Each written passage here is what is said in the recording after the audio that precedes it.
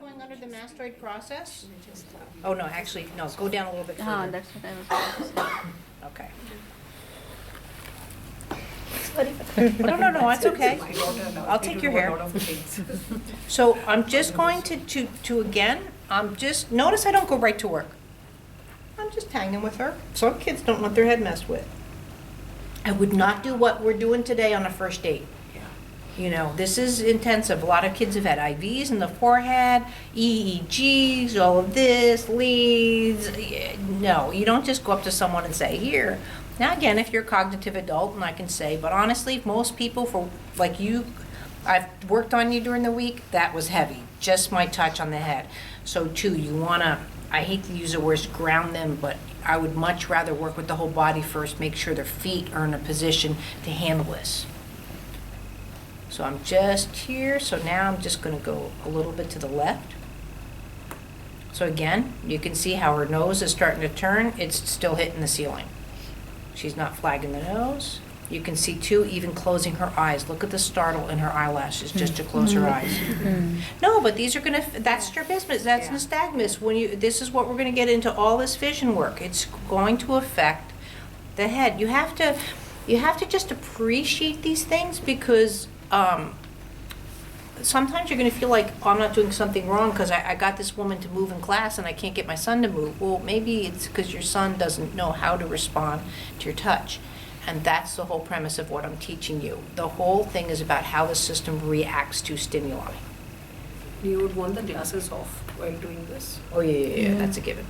So, see how to the right versus to the left, I'm right underneath the mastoid. I'm just going, it's like I'm walking down the head. So now here, there's just no going to the left. Do you see how that's a force? Do you feel that? Yeah. Okay, I'm not forcing. And here, and here, see, I'm just walking my hands. You don't have to know where any vertebrae is. You don't have to just move them 1/4 inch. If that's all. You're just here to appreciate the turn of the head. Now here, again, nothing to the left. So I can tell you right now, she has a hard time getting out of the passenger seat of the car. She, or it just bothers her. Driving, looking around is forced. It could be a cell phone habit, the way she, all that, I could care less. Now I'm just going under C7. And you can see how her lift of the chest cavity is completely different.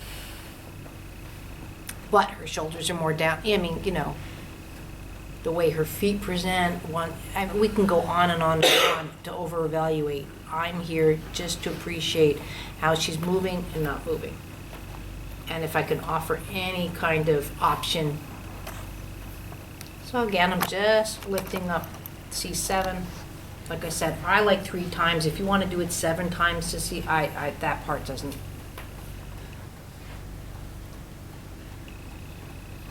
You can also see too, she probably just has a mild scoliosis now looking at her chest because of the way the left chest cavity wants to go versus the right.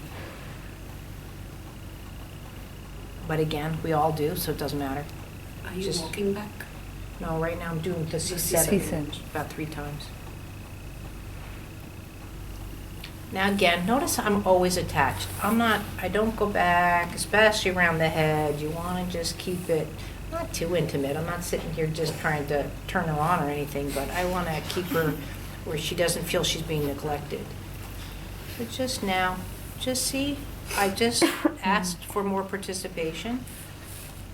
I move around,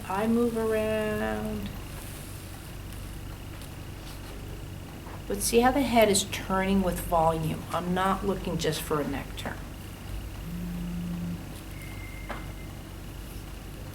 Does that make more sense? Mm-hmm. She just wanted to be felt up, that's it. But It gets more inside once you get it. that's the whole point. Just go out and play.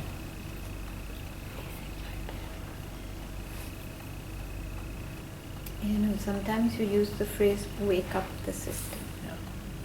Yeah. At a time like this, when the child is pretty passive, okay?